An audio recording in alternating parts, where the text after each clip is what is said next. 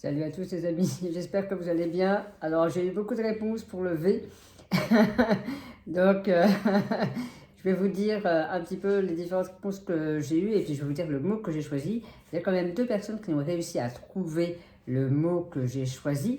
Il y a Adina et il y a Emmanuel qui l'ont effectivement trouvé. Alors, j'ai eu beaucoup de choses sur ce troisième mot après l'enthousiasme, la nouveauté, donc sur comment redonner vie et réveiller vos envies, sur l'envie, enthousiasme, la nouveauté. Et le V, j'ai eu quand même volonté qui est revenu plein de fois.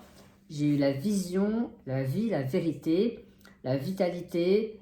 J'ai eu le vide qui était intéressant parce que, effectivement, pour se remplir de nouveautés, il est nécessaire de se vider. Si on est trop rempli à l'intérieur, bah, il n'y a pas de place, quoi.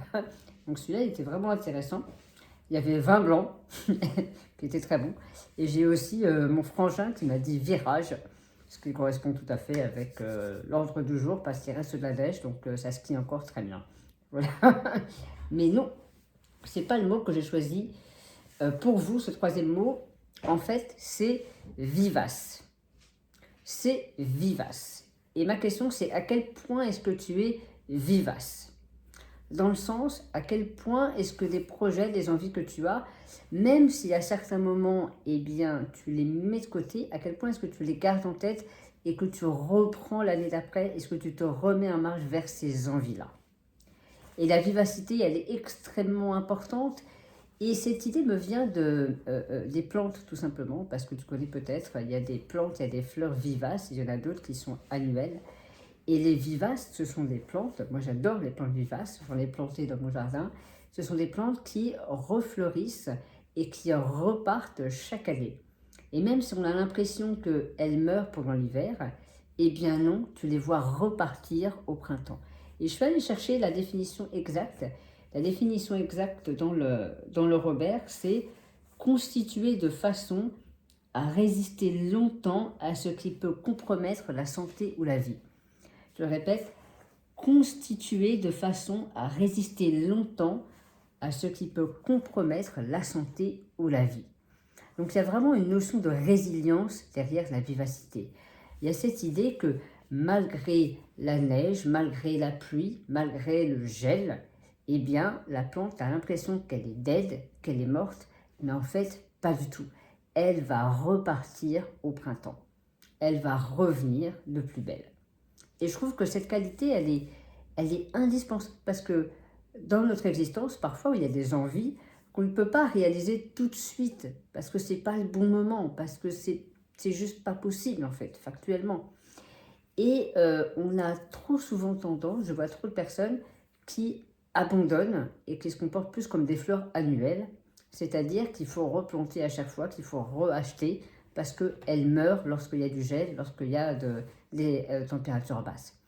Alors qu'une plante vivace, c'est comme une envie vraiment vivace, même si à des périodes tu ne peux pas la réaliser, tu ne peux pas la concrétiser, et ben c'est pas grave, tu vas la mettre sur pause, tu vas faire ce que tu as besoin de faire à ce moment-là, et puis peut-être 6 mois après, lorsque le printemps revient en termes de conditions favorables, pour réaliser cette envie-là, pour réaliser ce rêve-là, et ben tu vas te remettre en marche, quoi.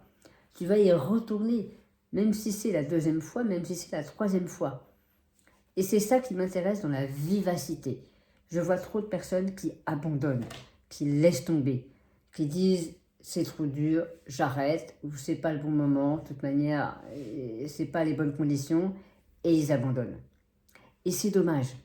Et c'est vraiment dommage. C'est pas grave, hein, mais c'est dommage.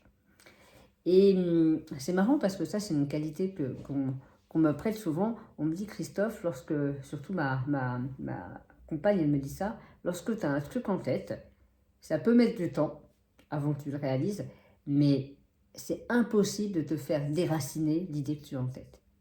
Même si ça peut prendre du temps, je sais que tu vas y arriver. Et je te garantis, de temps en temps, j'ai des envies, j'ai des rêves qui prennent mais des années à se réaliser, à se mettre en place. Mais effectivement, je les garde toujours bien au chaud à l'intérieur. Et c'est là-dessus que j'ai envie d'aller te titiller, d'aller te challenger. Quelles sont les envies que tu laisses que tu laisses de côté, et qu'en fait, tu pourrais juste garder un peu plus au chaud pour les ressortir lorsque ce sera le bon moment. Et c'est très différent de l'abandon. et c'est très différent. C'est une forme de persévérance quelque part. Et cette persévérance-là, je pense qu'elle est absolument capitale pour nourrir tes envies et pour développer une vie qui soit cool et qui soit heureuse, qui soit chouette tout simplement. Et encore une fois, je crois que le but de l'existence, c'est pas c'est pas d'arriver forcément à faire ce que tu as prévu de faire, mais c'est en tout cas de faire tout ce que tu peux pour aller dans cette direction. Et le jeu, il est là, et c'est ça qui est chouette, c'est de savoir que tu as fait vraiment tout ce que tu pouvais dans cette direction, et c'est l'aventure qui est cool. C'est ça qui est chouette. Et pour vivre cette aventure-là, tu as besoin de vivacité. Dans le sens, tu as besoin d'être capable d'avoir l'intelligence de temps en temps mettre certaines envies en jachère, mais ça ne veut pas dire que tu les balances à la poubelle. Ça veut simplement dire que tu laisses reposer. Tu laisses mûrir tranquillement dans un coin, mais tu sais que c'est là. Tu sais que c'est là, tu sais que ça grandit, que ça pousse tranquillement. Et quand ce sera le printemps, tu vas ressortir pour que ça fleurisse et pour que tu fasses les actions nécessaires, pour que tu ailles vraiment chercher ses envies, ses rêves et ses besoins-là. Voilà pour le troisième mot de la semaine, c'était le mot vivace. Et je te le répète, et tu peux me dire dans les commentaires à quel point est-ce que tu estimes que tu es vivace avec tes envies, avec tes rêves. Ciao, c'était Christophe Bichet, je t'embrasse et je te dis à demain. Salut.